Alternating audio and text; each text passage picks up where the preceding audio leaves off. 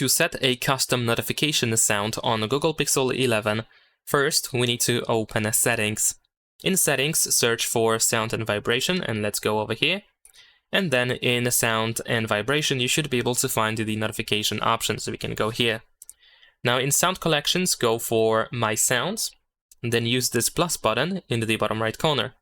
And most likely you will see something like this, so you might see some recent files and some other stuff. So now you just have to find the audio file that you want to set as a custom sound. Ideally, you want to have this custom sound on your phone's storage.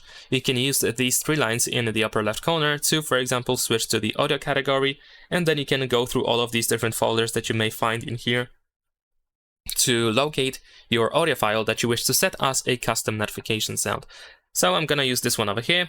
After tapping and selecting, that file is going to be listed here in My Sounds. So now I need to select it and then tap on Save in the upper right corner.